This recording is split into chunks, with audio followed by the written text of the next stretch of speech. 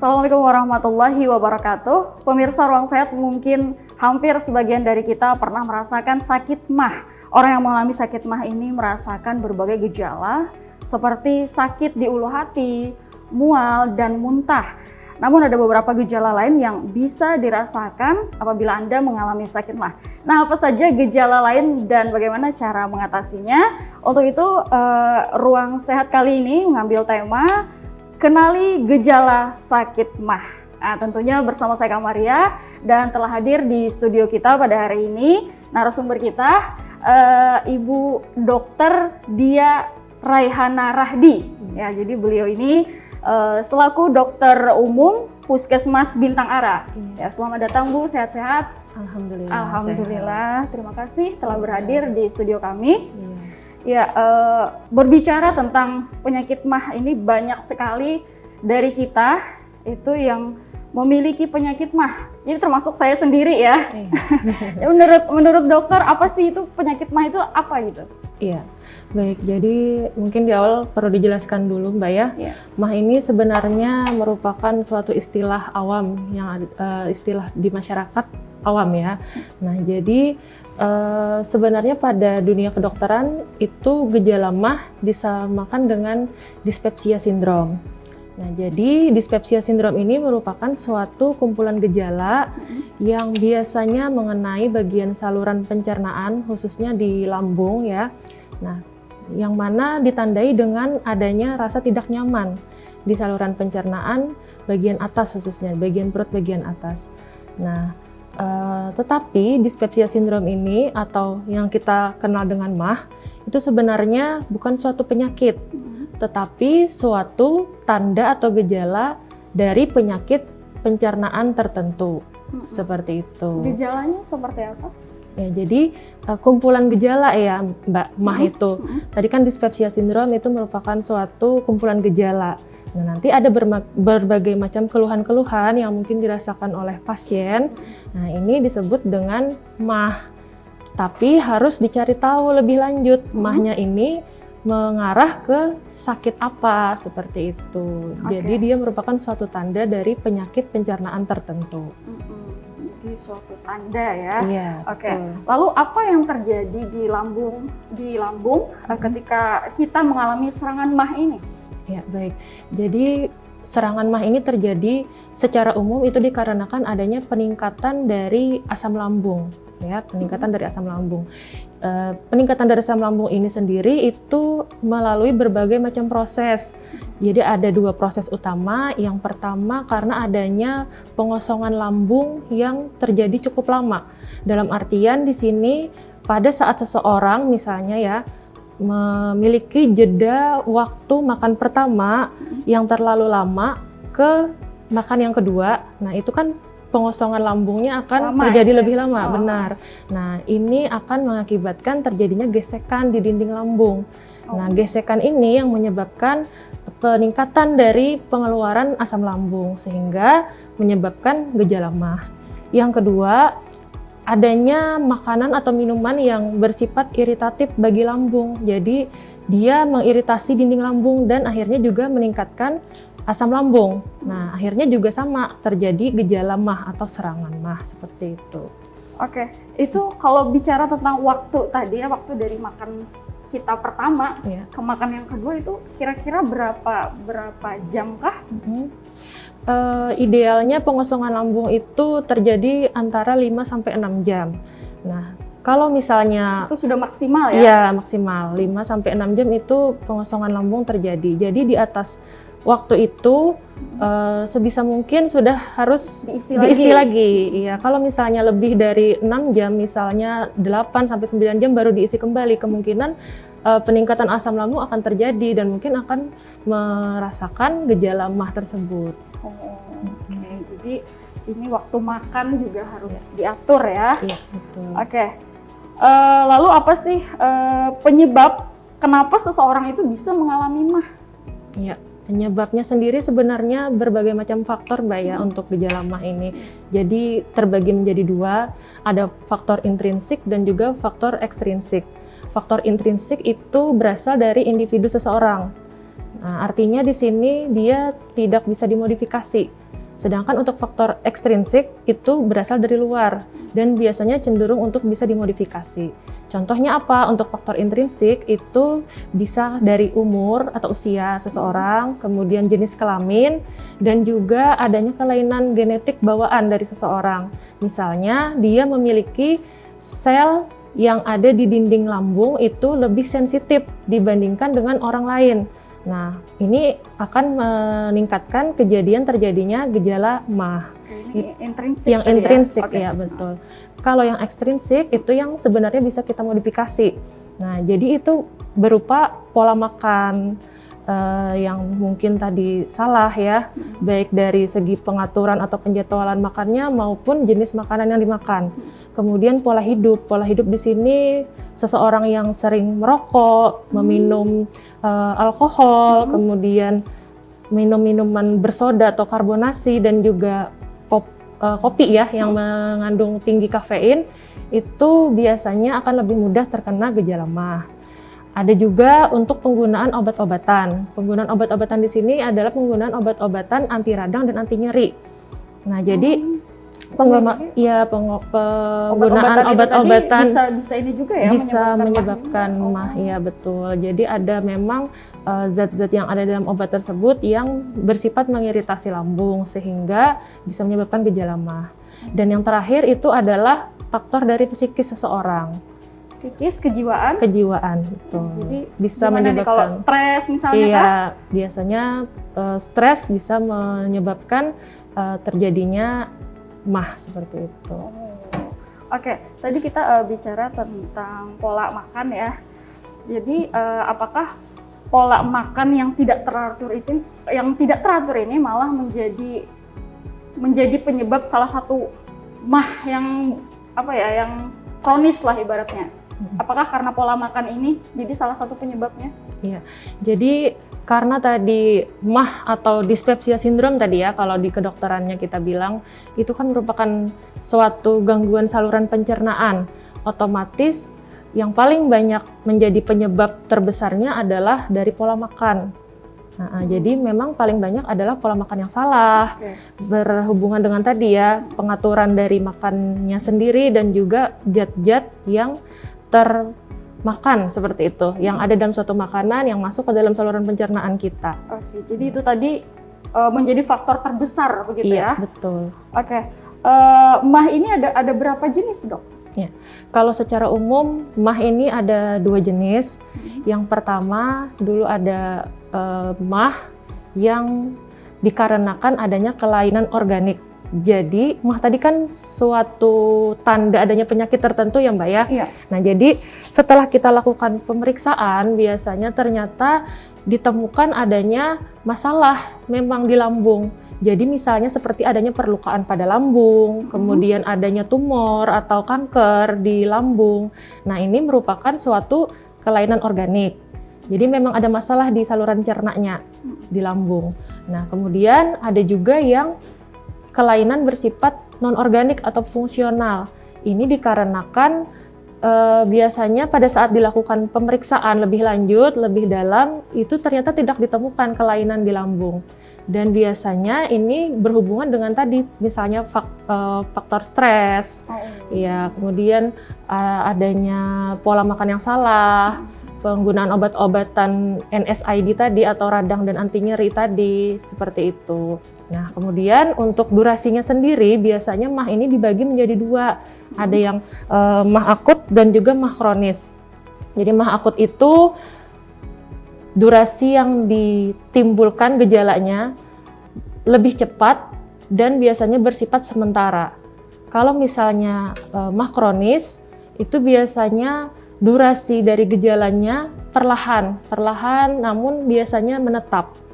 Seperti itu. Jadi lebih lama dirasakan oleh seseorang kalau misalnya itu MAH kronis. Jadi ada MAH akut tadi ya, ada kronis. Iya, betul. Kalau akut tadi, akut itu bukannya yang MAH yang sudah menahun atau gitu bukan ya? Yang MAH yang benar-benar udah lama gitu. Iya, jadi memang persepsi orang kadang bisa salah ya Mbak ya. Kronis katanya, udah kronis kan, artinya udah parah gitu. Iya, jadi sebenarnya itu berdasarkan durasinya. Kalau misalnya akut itu biasanya terjadi dalam hitungan hari sampai minggu malahan. Jadi untuk membedakannya seperti itu ya. Jadi kalau misalnya MAH akut itu dalam hitungan hari sampai minggu gejala yang dirasakan. Dan biasanya dengan perubahan pola makan dan pengobatan bisa sembuh seperti itu karena dia sifatnya sementara tadi kan. Kalau misalnya MAH kronis itu perlahan dan biasanya menetap. Benar, tapi ya tadi kata orang kalau misalnya yang menahun itu yang kronis. Itu kronis. Iya, itu yang kronis. Jadi tapi mana yang lebih parah? Yang lebih parah sebenarnya bisa dikatakan dua-duanya berbahaya ya. Karena yang pertama seperti ini, kalau misalnya MAH akut itu walaupun dia bersifat sementara dan durasinya itu lebih cepat, tetapi gejala yang dirasakan itu sangat menyiksa seseorang. Jadi biasanya lebih merasakan nyeri si pasien ini kalau misalnya dia menderita MAH akut.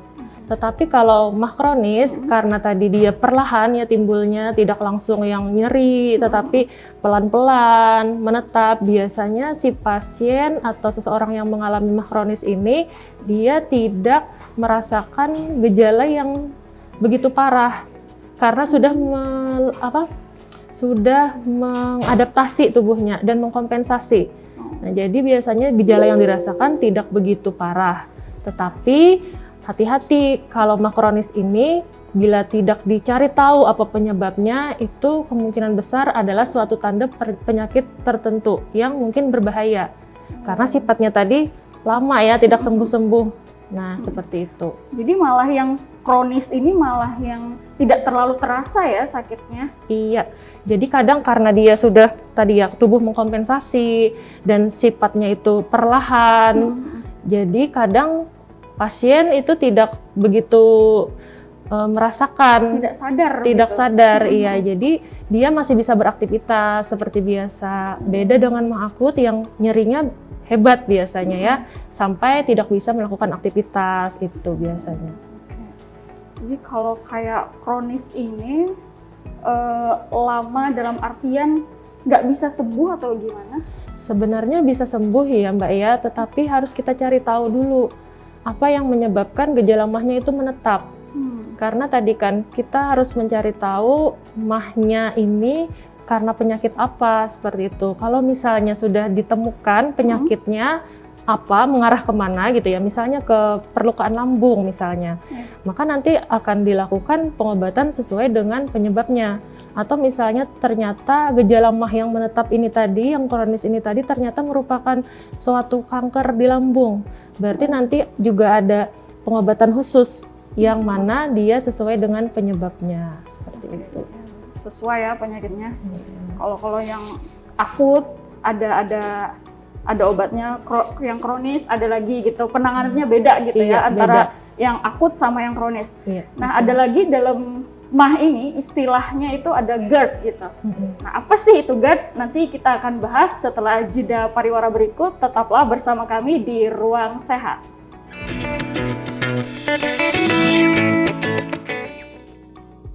Pemirsa, terima kasih Anda masih bersama kami.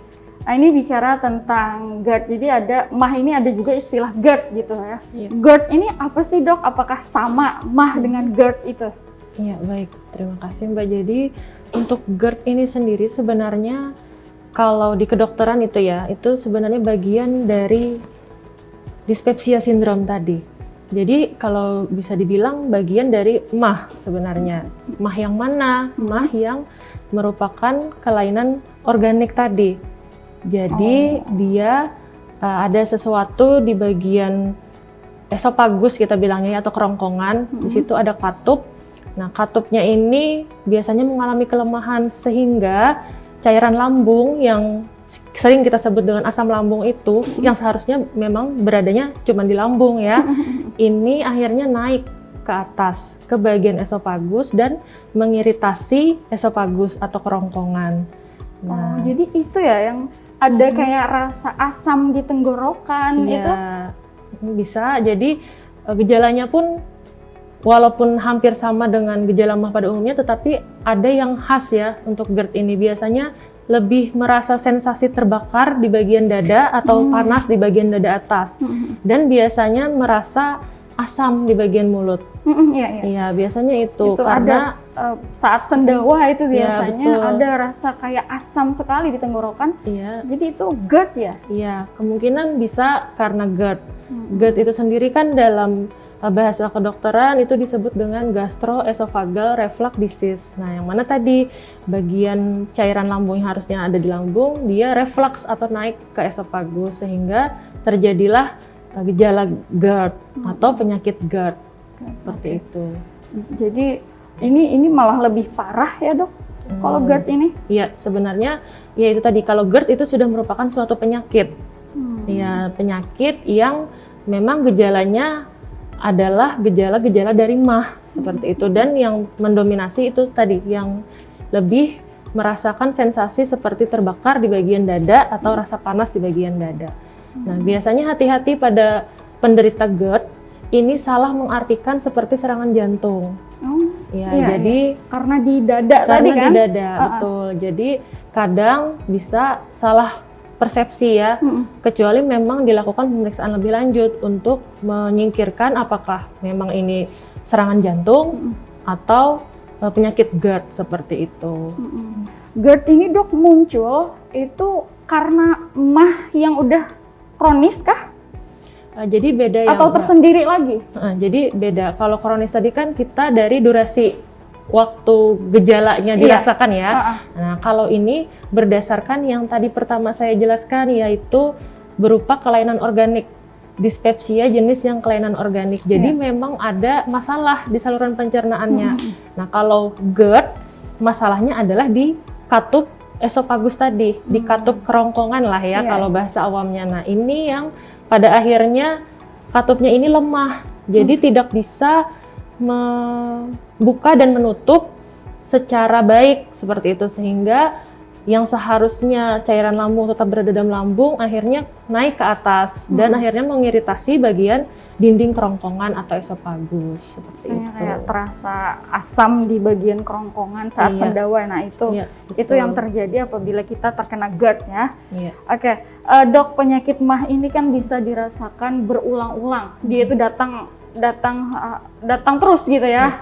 Habis-habis kadang karena kita makannya tadi waktunya lebih lama, maksudnya kosong perut ini lebih lama, akhirnya MAH lagi berulang-ulang gitu, dia datang terus. Lalu bagaimana dok cara kita mengatasi MAH yang sering muncul ini? Iya, baik Mbak. Jadi penanganan atau tata laksana dari gejala MAH ini sebenarnya perlu secara komprehensif ya. Selain harus dilakukan pemeriksaan lanjutan untuk mengetahui gejala MAH ini mengarah ke penyakit apa seperti itu ya. Kemudian harus dilakukan pengobatan oleh dokter, tetapi juga harus dari kita individualnya yang merasakan gejala MAH untuk merubah pola dari makanan misalnya ya. Pola makan kita harus sudah teratur. Kemudian mengurangi makanan-makanan yang bersifat mengiritasi lambung, atau misalnya yang memang sering merokok bisa dikurangi dan menghindari konsumsi alkohol seperti itu. Jadi harus berjalan secara beriringan.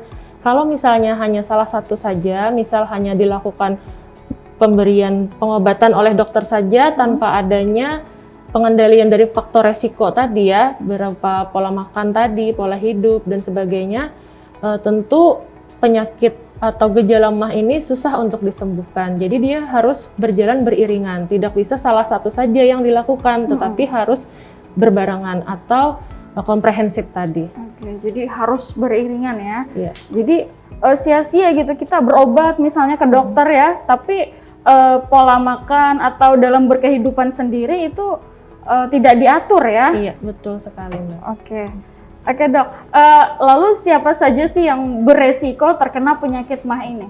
Ya baik, jadi kalau misalnya yang mengalami gejala MAH itu sebenarnya bisa dari semua kalangan ya. Jadi baik tua maupun muda. Tetapi memang studi mengatakan bahwa memang lebih banyak pada dewasa muda Hampir 55% sampai 60% itu gejala mah dialami oleh dewasa muda yang berusia kurang dari 55 tahun.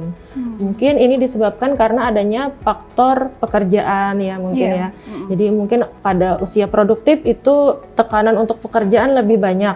Jadi mungkin lebih stres ya, kemudian juga dia mungkin karena terlalu padat jadwal untuk bekerja sehingga melupakan waktu makan yang seharusnya bisa diatur dengan baik seperti itu.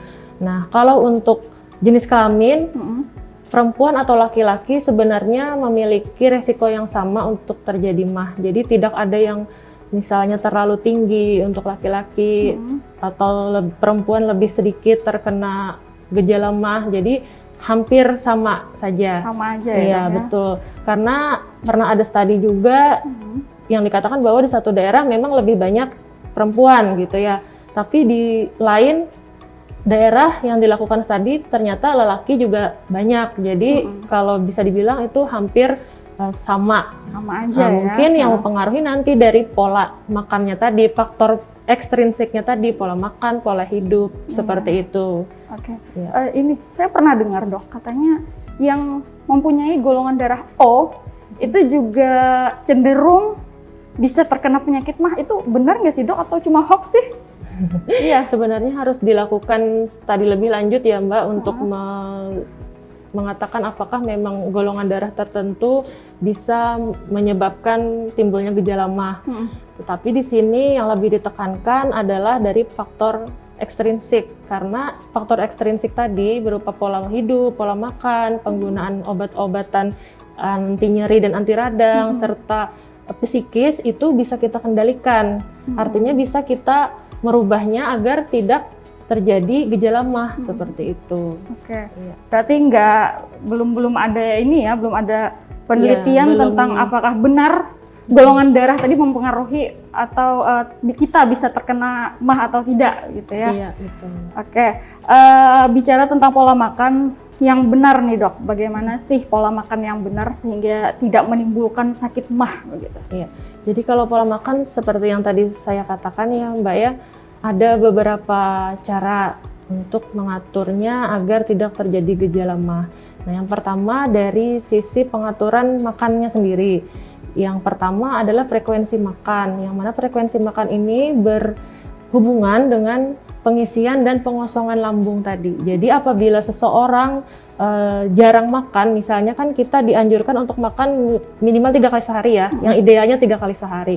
Nah, tetapi dia ternyata hanya makan 1 kali atau 2 kali sehari, otomatis tadi pengosongan lambungnya akan terjadi lebih lama dan ini akan menyebabkan gejala mah. Jadi kalau bisa harus bisa mengatur frekuensi makan. Kemudian juga waktu makan. Waktu makan ini tadi juga berhubungan dengan sama ya jadwal dari pengisian dan pengosongan lambung yang mana biasanya idealnya 5-6 jam. Nah, kalau misalnya frekuensi dan waktu makan ini bisa kita atur sedemikian rupa dengan baik, maka kemungkinan besar akan sangat sedikit sekali resiko untuk terkena gejala mah. Kemudian dari sisi zat atau makanannya sendiri, yang mana kita harus bisa menghindari makanan-makanan ataupun minuman yang bersifat mengiritasi lambung. Karena tadi berbagai macam makanan dan minuman saat ini, terutama ya sangat banyak yang sifatnya dapat mengiritasi lambung. Sehingga apabila kita tidak menghindari zat-zat tersebut, akan sangat mungkin untuk terkena gejala mah. Seperti itu. Oke, ini misalnya kalau kita sudah ada mah nih, sudah punya mah, lalu makanan-makanan apa saja dok yang harus ditinggalkan gitu, yang tidak boleh dimakan dan yang boleh dimakan? Bagusnya gitu. Iya. Jadi kalau misalnya makanan yang tidak boleh dimakan dulu ya Mbak ya, yang pertama adalah makanan-makanan yang pedas. Makanan-makanan pedas yang sangat pedas itu akan mengiritasi lambung. Kemudian makanan-makanan yang bersifat asam, dia akan menambah kadar keasaman cairan lambung. Jadi akan menyebabkan timbulnya gejala mah juga. Kemudian ada juga makanan-makanan yang tinggi minyak dan lemak. Nah, makanan-makanan yang tinggi minyak dan lemak ini akan membuat terjadinya proses pencernaan itu lebih lama. Nah, jadi lebih lama sehingga nanti di lambung itu akan terjadi perubahan tekanan. Dan akhirnya bisa membuat tadi berhubungan dengan GERD tadi ya. Jadi katupnya itu biasanya akan cepat melemah sehingga akhirnya bisa terjadi gejala MAH yang mana penyakitnya itu adalah GERD seperti itu. Nah, untuk makanan-makanan yang bisa dimakan untuk yang mungkin punya riwayat gejala MAH itu bisa dengan dilakukan diet MAH ya, kita sebutnya dengan diet MAH. Nah, ada diet MAH ya? Iya, jadi di situ ada pengaturan makan dan juga makanan apa saja yang diperbolehkan. Tapi mungkin kalau misalnya lebih kompleks atau lebih mendetail harus konsultasi dengan petugas gizi misalnya atau dokter gizi ya. Gizi, iya, gitu ya. Tetapi kalau secara umum pada penderita MAH itu harus makan dengan porsi yang sedikit namun sering. Sedikit tapi sering, gitu ya? Betul, seperti itu. Jadi misalnya pada orang biasa ya, biasanya kita cuma 3 kali makan ya. Nah, tetapi pada orang MAH itu dengan porsi yang sedikit, ada 3 kali makan besar misalnya, 2 kali snack misalnya seperti itu ya. Jadi kenapa supaya lambung tidak kosong terus-terusan, tidak lama seperti itu kosongnya ya. Kemudian juga harus makanan yang mudah dicerna. Ya, biasanya kalau misalnya masih yang gejalanya masih terasa, itu biasanya kita anjurkan mungkin untuk makan bubur dulu atau nasi yang lebih lembek seperti itu supaya pencernaan kita juga tidak terlalu bekerja terlalu keras. Ya, jadi bisa beradaptasi dengan makanan yang masuk. Kemudian harus seratnya juga harus tercukupi. Kemudian serat itu ada dalam sayuran dan buah-buahan, tetapi serat di sini jangan terlalu banyak dan berlebihan juga. Jadi harus proporsional lah seperti itu ya, karena memang ada beberapa sayur-sayuran dan buah-buahan juga yang mengiritasi lambung. Saya pernah dengar tuh.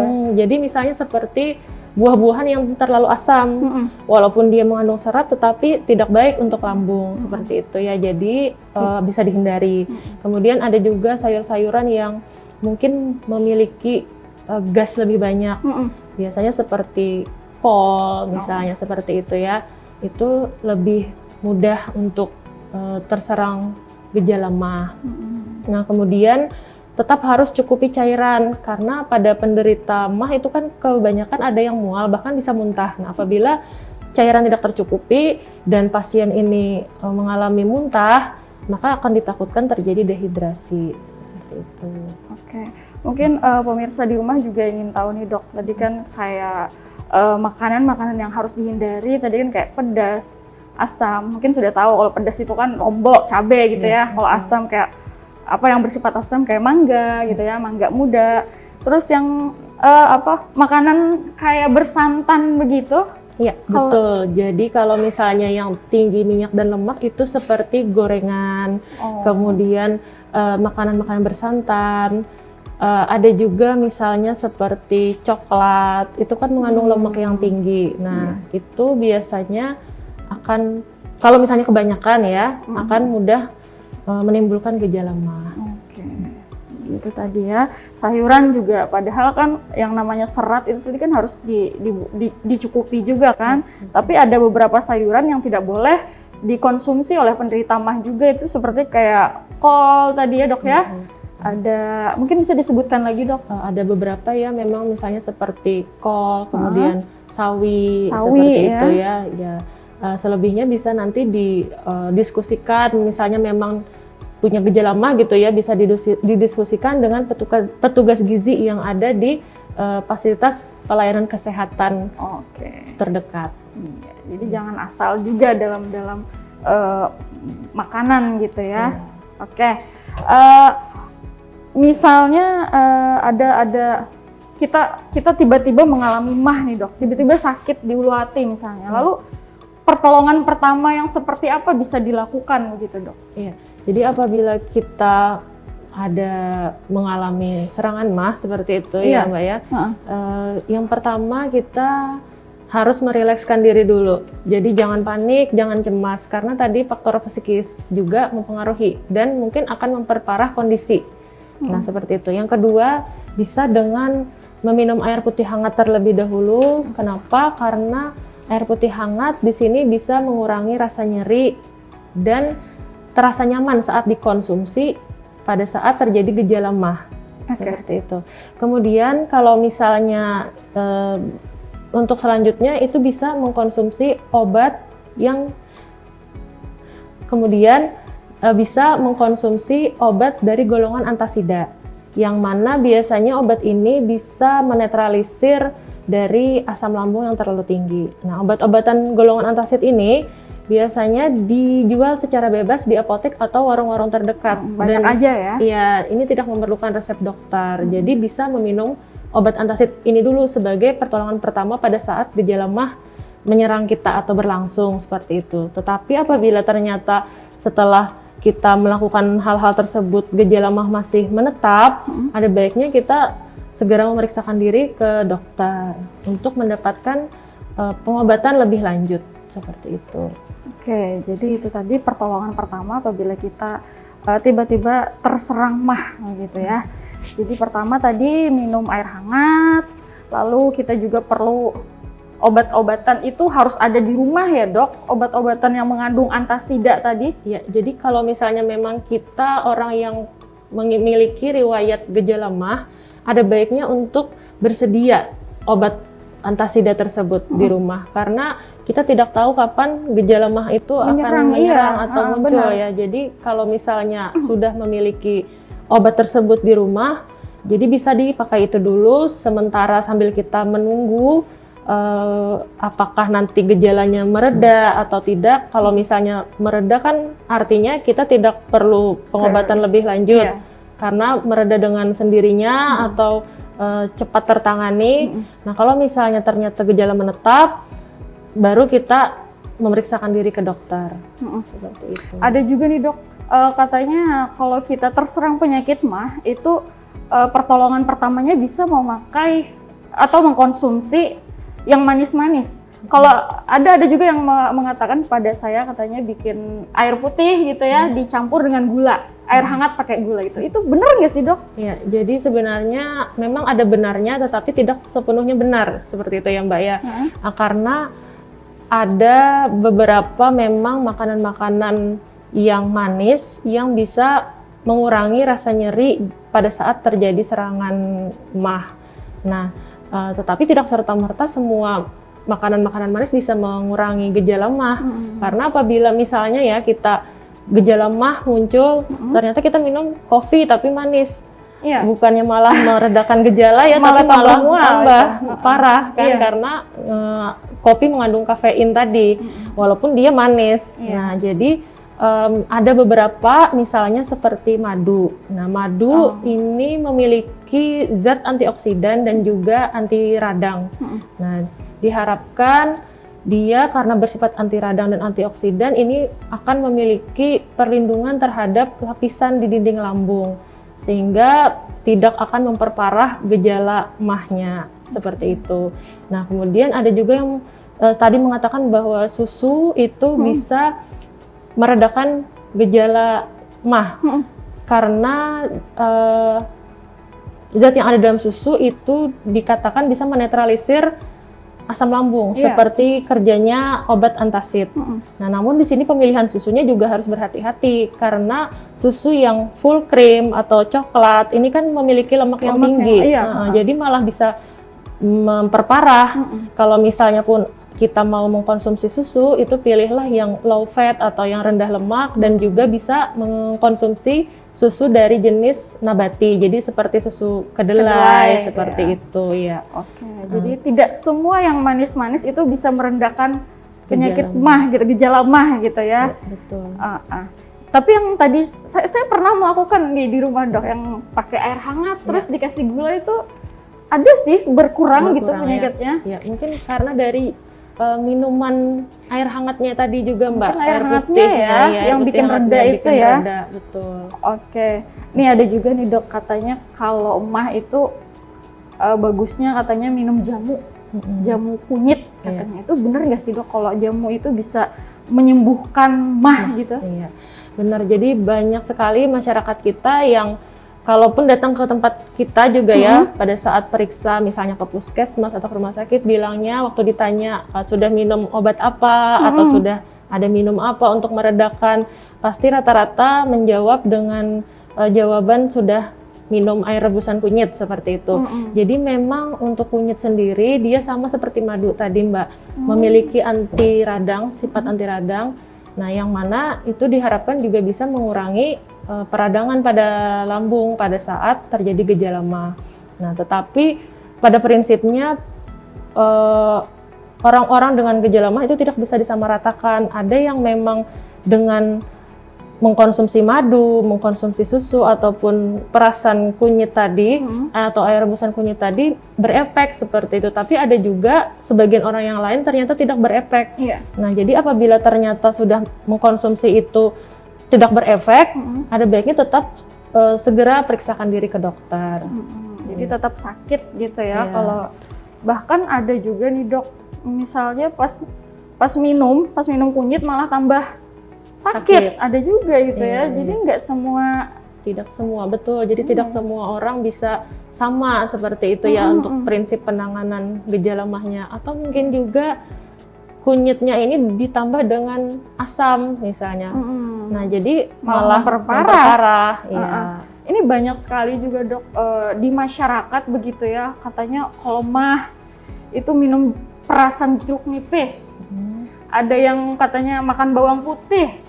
Itu ada sebagian yang katanya melakukan itu sembuh katanya. Ada juga yang malah tambah sakit. Itu gimana sih dok penjelasannya? Iya, jadi seperti yang saya katakan tadi ya Mbak ya, kita tidak bisa menggeneralisir pelaksanaan atau penanganan dari gejala MAH. Jadi bersifat individual. Nah, yang mungkin memang dia sembuh seperti itu dengan mengkonsumsi anggaplah herbal ya itu ya, ramuan tradisional itu, maka kemungkinan dia memang memiliki tingkat sensitivitas di lambungnya yang cenderung lebih bisa menerima iya. Nah, ada juga yang ternyata orang tadi seperti yang saya katakan awal, ternyata dia memiliki sensitivitas di daerah dinding lambungnya itu lebih dominan dibandingkan orang lain. Nah, ini mungkin akan sulit untuk menerima pengobatan yang secara herbal. Seperti itu. Tetapi karena sensitif tadi ya. Jadi memang harus sudah yang minum obat misalnya seperti itu. Jadi tidak bisa menggeneralisir. Tidak bisa kita samaratakan setiap orang itu apakah bisa sembuh hanya dengan obat-obatan herbal atau tidak. Tapi bahaya nggak sih dok kalau orang MAH itu konsumsi jeruk nipis misalkan? Kalau secara teori ya, karena jeruk nipis itu sifatnya asam, otomatis akan mengakibatkan peningkatan asam lambung. Malah memperparah seharusnya. Ya? Iya betul. Sebenarnya itu juga termasuk mitos ya, kalaunya asam perasan jeruk nipis. Iya. Itu mitos ya, terjadi di masyarakat itu banyak sekali dok. Ada yang bilang ke saya, kamu MAH ya? Iya kata saya, minum perasan jeruk nipis katanya gitu. Dan itu saya lakukan dok, karena saya kan pengen sembuh. Tapi malah tambah sakit. Sakit luar biasa. Jadi tidak semua ya, tidak semua. Hati-hati ini adalah hoax. Iya.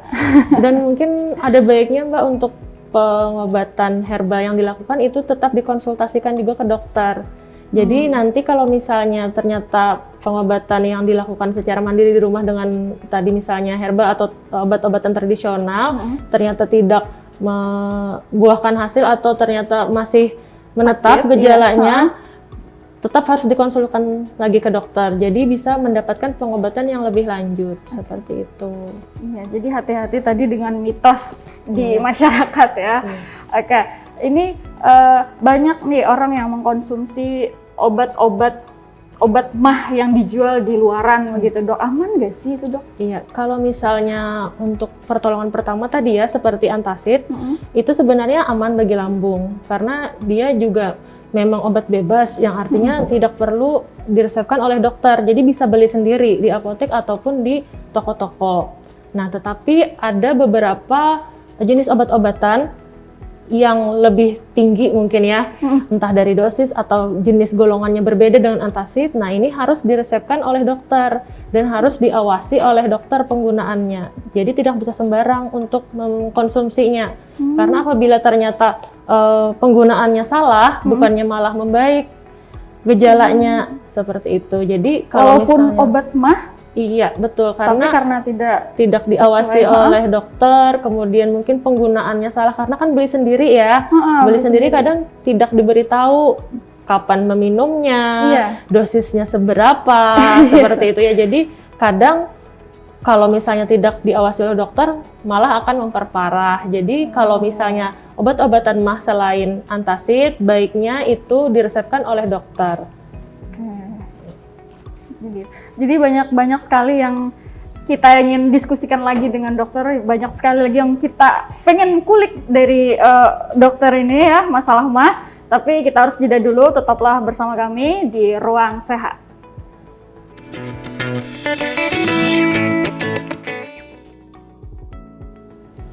Pemirsa, terima kasih Anda masih di Ruang Sehat, tentunya bersama Dr. Dia Rehana Rahdi.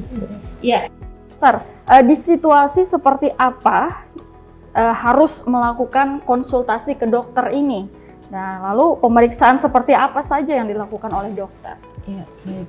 Jadi kita gejala mah ini bisa dilakukan sebenarnya pada tahap awal, dilakukan pertolongan pertama di rumah dulu ya. Tetapi ada berbagai macam kondisi yang memang harus dilakukan sesegera mungkin pemeriksaan ke dokter. Nah, gejala-gejala apa saja? Yang pertama itu apabila terjadi nyeri ulu hati yang begitu hebat. Jadi sampai mengganggu aktivitas atau tidak bisa melakukan kegiatan. Nah, itu ada baiknya langsung memeriksakan diri atau mendapatkan pengobatan ke dokter. Kemudian disertai dengan muntah yang hebat. Ya, muntah yang hebat yang mungkin ditimbulkan oleh gejala mah ini juga sangat berbahaya karena tadi kalau misalnya tidak diatasi akan mengakibatkan dehidrasi. Jadi akan menyebabkan suatu keluhan yang lain yang baru gitu ya, yang mungkin akan memperparah keadaan mahnya.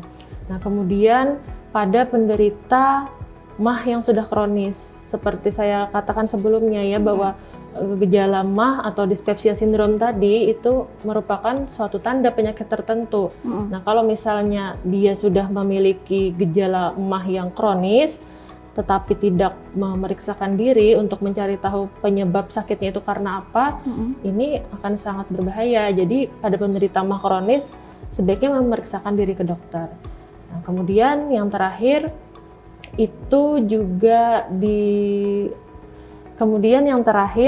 pada penderita mah yang sudah mengalami buang air besar atau muntah berwarna kehitaman. Nah, jadi di sini kenapa merupakan suatu kegawatan? Karena artinya sudah ada perlukaan di bagian dinding lambung. Maka akhirnya biasanya kotoran atau fesesnya itu akan berwarna hitam. Jadi darah itu bercampur dengan cairan lambung yang asam itu akan merubah warnanya menjadi hitam. Makanya kalau misalnya kita sudah ada gejala seperti itu, langsung memeriksakan diri ke dokter. Ini berarti udah parah banget ya, yang sampai muntah itu berarti sudah harus ke dokter ya, kalau udah sampai muntah itu. Iya, betul. Kemudian untuk pemeriksaan yang dilakukan dokter ya Mbak ya, yang pertama mungkin dokter akan melakukan anamnesa. Jadi anamnesa itu pengkajian terhadap gejala yang dialami oleh pasien. Misalnya sejak kapan dirasakan gejala, kemudian seberapa lama atau durasinya itu berapa lama, apakah nanti akan terlihat di situ ya, apakah ini gejala dari mah akut atau mah kronis, ketahuan dari anamnesa. Nah, kemudian apakah sudah ada mencoba meminum obat dan lain sebagainya, itu anamnesa atau pengkajian awal terhadap pasien. Nah, yang kedua, apabila memungkinkan atau memang diperlukan, dokter mungkin akan melakukan pemeriksaan tambahan atau penunjang. Nah, di sini bisa dilakukan pemeriksaan laboratorium atau pengambilan sampel darah. Nah, kemudian bisa dilakukan pemeriksaan ultrasonografi atau USG untuk melihat bagian dalam lambung apakah ada masalah atau tidak. USG ya. Ya, USG. Dan yang paling bagus itu biasanya adalah pemeriksaan endoskopi. Nah, Apa pemeriksaan endoskopi ini adalah memasukkan semacam teropong seperti itu ya, bahasa awamnya itu teropong. Nah, itu dimasukkan ke dalam saluran cerna. Jadi nanti bisa dilihat di layar bagaimana keadaan dalam lambungnya, apakah ternyata ada infeksi kah atau ada perlukaan tadi kah, seperti itu. Jadi itu mungkin step-stepnya nanti. Jadi diawali dengan anamnesa dulu, kemudian pemeriksaan penunjang, dan sebelumnya juga harus dilakukan pemeriksaan fisik oleh dokter sebelum dilakukan pemeriksaan penunjang ya. Jadi nanti dilakukan pemeriksaan apakah nyerinya sakit saat ditekan, kemudian di bagian mana terasa sakitnya, seperti itu. Iya. Sejauh ini dok pernah menemui nggak dokter sama pasien yang sampai muntah hitam tadi? Ya, jadi kalau apakah pernah? Biasanya memang pasien-pasien yang sampai muntah hitam atau BAB kehitaman itu adalah pasien-pasien dengan penyakit atau gejala MAH yang sudah kronis. Nah, karena itu tadi biasanya dia sudah ada perlukaan di dalam dinding udah lambung. Hebat banget berarti ya. Jadi lukanya itu. Betul, jadi sudah teriritasi begitu lama mungkin dinding lambungnya ya, jadi terkikis, akhirnya mengalami perlukaan di dinding lambung sehingga terjadi perdarahan di lambung dan akhirnya muntah dan BAB berwarna kehitaman. Biasa dokter pun memeriksa kayak ditekan itu di bagian mana itu dok, bagian di lambungnya atau di sini? Ya, jadi sebenarnya untuk pemeriksaannya itu pemeriksaan fisik ya namanya Mbak ya. Jadi pemeriksaan fisik dimulai dari kita melihat bagian lambung, dimulai dari kita melihat bagian perut, apakah di situ terdapat luka luar misalnya ya, atau ada memar-kah.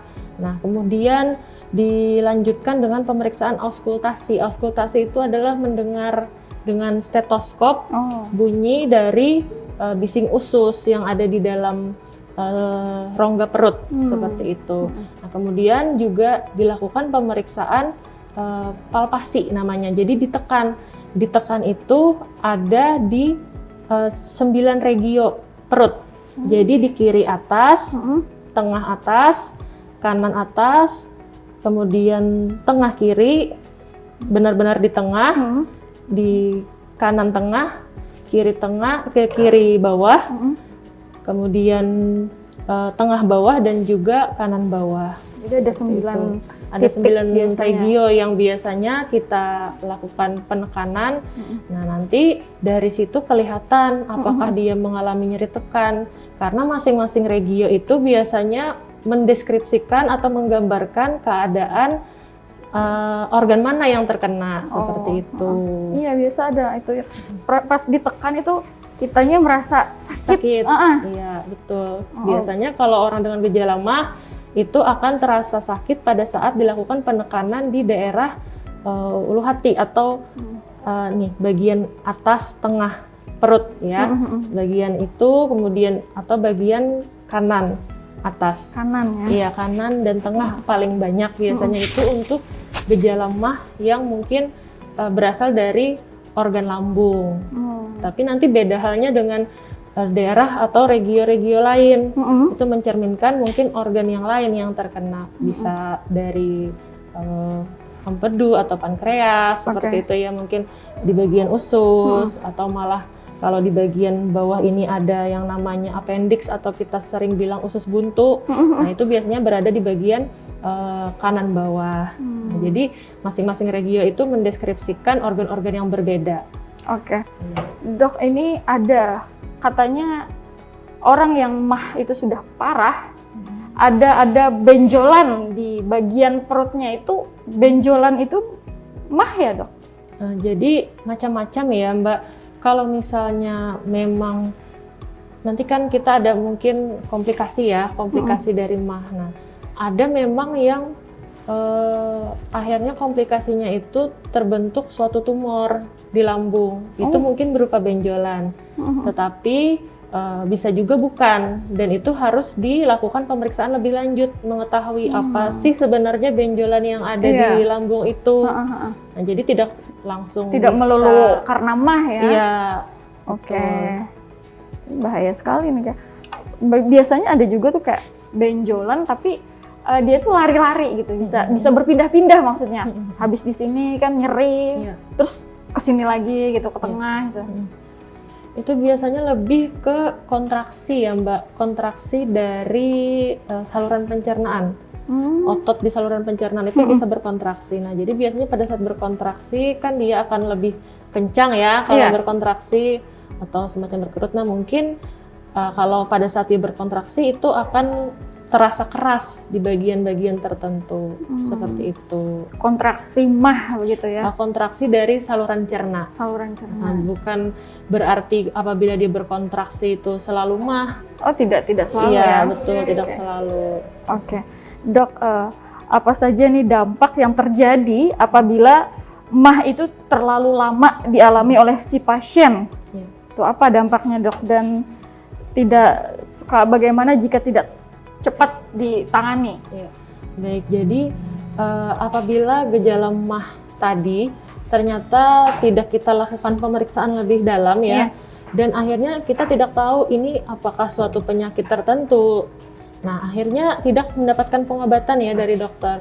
Maka lama-kelamaan akan sangat mungkin terjadi komplikasi dan itu sangat berbahaya bagi tubuh kita sendiri. Bisa komplikasi ya? Iya, betul. Itu biasa kan kalau sudah pertolongan pertama tadi kan karena merasa sudah nyaman begitu ya, sudah reda, akhirnya tidak ada inisiatif lagi untuk ke dokter begitu Dok. Jadi dibiarkan begitu saja. Jadi tadi kan ada sebelumnya ya kapan harus ke dokter. Nah, tapi kalau misalnya ternyata keluhannya itu menetap atau sering berulang, boleh diperiksakan ke dokter. Tapi kalau misalnya hanya sesekali, misalnya ya dalam waktu ternyata 1 tahun cuman 1 sampai 2 kali mengalami gejala mah, mungkin pada saat itu kita ada salah makan misalnya ya, pola makan yang salah tadi.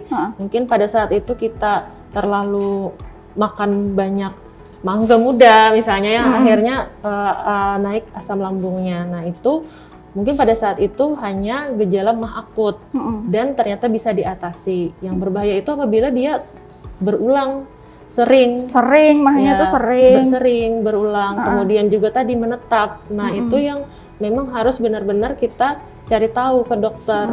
Ini penyakitnya apa sih, seperti itu. Jadi gejala mah yang dirasakan ini sebenarnya gara-gara penyakit apa. Jadi meskipun reda ya Dok, habis minum obat misalnya, tapi kan yang berulang lagi mahnya, timbul lagi itu benar-benar harus diperiksakan ke dokter ya. Betul. Oke. Bicara tentang komplikasi tadi Dok, komplikasi apa saja nih Dok yang terjadi pada orang penderita penyakit mah? Jadi ada beberapa komplikasi yang tersering itu adalah penyempitan kerongkongan atau esofagus. Jadi ini biasanya terjadi pada pasien-pasien dengan penyakit GERD tadi ya. Jadi asam lambungnya tadi naik dan itu terjadi secara terus-terusan atau berulang, maka akan menyebabkan jaringan parut di dinding-dinding esofagus. Nah, ini akan menyebabkan penyempitan. Akhirnya biasanya akan menjadi kesulitan untuk menelan, seperti itu. Nah, kemudian ada juga komplikasi yang lain, yaitu adalah Barrett's esophagus. Di sini adalah komplikasi yang dikarenakan sebenarnya sama ya, karena dari asam lambung yang terus-terusan naik tadi ke esofagus, tetapi di sini yang dititik beratkan sel dari dinding esofagusnya itu akhirnya berkembang menjadi jaringan yang ganas dan akhirnya menjadi kanker, suatu sel kanker seperti itu. Itu sekali ya. Iya, itu salah satu komplikasi juga. Kemudian ada juga stenosis pylorus namanya. Nah, itu adalah bagian yang menghubungkan antara esofagus dengan lambung. Nah, terjadinya stenosis ini juga sama seperti yang tadi awalnya penyempitan esofagus, cuman bedanya di bagian hubungan antara lambung dan esofagus. Jadi terjadi penyempitan juga. Nah, yang keempat, yang paling banyak juga adalah terjadinya peradangan dari rongga perut atau yang disebut dengan peritonitis. Nah, tadi kan lambung misalnya terjadi peradangan secara terus-menerus ya Mbak ya. Iya. Dia terkikis seperti itu. Lama-lama dinding lambung itu akan tipis sehingga akan menyebabkan kebocoran. Nah, asam lambungnya ini akan keluar dan menyebabkan peradangan di bagian rongga perut. Nah, inilah yang bisa menyebabkan peritonitis. Peritonitis ini apabila tidak diobati atau tidak ditata laksana dengan cepat dan tepat, itu akan menyebabkan kematian. Seperti itu. Itu kalau sudah bocor tuh gimana tuh? Ya, biasanya Lambungnya bahaya banget ya. iya, betul. Jadi kalau misalnya sudah ada kebocoran lambung, kita pastinya akan ada tindakan juga dari dokter ya. Apakah dioperasi gitu dok? Kemungkinan biasanya bisa dioperasi oleh sejawat dari dokter bedah biasanya ya. Itu lambung itu terkikis tipis, itu apakah karena obat yang kita konsumsi tadi atau karena keseringan mah tadi? Ya. Jadi terkikis terus-menerus tadi dari berbagai macam faktor ya Mbak ya. Bisa dari yang tadi penggunaan obat-obatan secara berlebihan, penggunaan obat-obatan analgetik ya, di sini anti nyeri, kemudian anti radang secara berlebihan. Nah, itu yang bisa membuat pengikisan terhadap dinding lambung karena dia bersifat iritan kan, jadi teriritasi secara terus-menerus, maka akhirnya bisa seperti itu. Kemudian minum alkohol juga, itu kan bersifat iritan. Nah, itu juga bisa membuat. Tapi kalau obat-obat antasid yang mengandung antasid tadi, kalau untuk antasid itu aman ya? Aman bagi lambung. Tidak membuat lambung tipis ya, dindingnya tipis begitu. Tidak. Oke. Lalu dok, berapa lama periode waktu dari mengalami sakit mah sampai terjadinya komplikasi tadi? Jadi untuk berapa lamanya sebenarnya kita tidak bisa memprediksi secara jelas ya Mbak ya, karena itu berhubungan lagi terhadap masing-masing individu, yang mana dia dipengaruhi oleh faktor-faktor tadi. Jadi apakah dia melakukan pengobatan atau tidak. Orang yang melakukan pengobatan dan yang tidak mungkin akan jauh berbeda ya durasi waktunya terkena komplikasi dan tidak. Kalau yang tidak melakukan pengobatan mungkin akan cepat terjadi komplikasi. Tetapi kalau misalnya orang yang melakukan pengobatan secara rutin, kemudian pola makannya dijaga, pola hidupnya dijaga, maka kemungkinan besar komplikasi itu bisa untuk dicegah. Seperti itu, iya. Oke. Tadi kan stres juga memicu terjadinya penyakit mah begitu. Ini stres yang seperti apa dok? Iya. Jadi sebenarnya stres fisik itu juga biasanya kan akan menyebabkan stres psikis ya. Iya. Nah, jadi sebenarnya stres psikis maupun stres fisik itu secara langsung berhubungan dengan saraf di otak dengan saluran pencernaan. Nah, jadi otak itu kan kalau bahasa kita dia yang memberi perintah gitu ya Mbak ya, seperti CPU dari komputer ya. Jadi dia yang memberi perintah untuk untuk organ-organ di tubuh itu melakukan apa. Nah, jadi di sini si otak akan melakukan stimulasi gitu ke bagian saluran pencernaan untuk mengeluarkan hormon-hormon seperti hormon pepsin, kemudian asam lambung, dan zat-zat lain yang dikeluarkan semakin banyak. Nah, itu akhirnya akan menjadi faktor perusak lapisan dinding lambung. Nah, jadi lebih ke arah situ, jadi lebih ke arah otak itu menstimulasi bagian saluran pencernaan supaya mengeluarkan tadi asam lambung yang berlebih. Nah, akhirnya juga akan menyebabkan gangguan pada lambung dan akhirnya menyebabkan gejala mah. Seperti itu.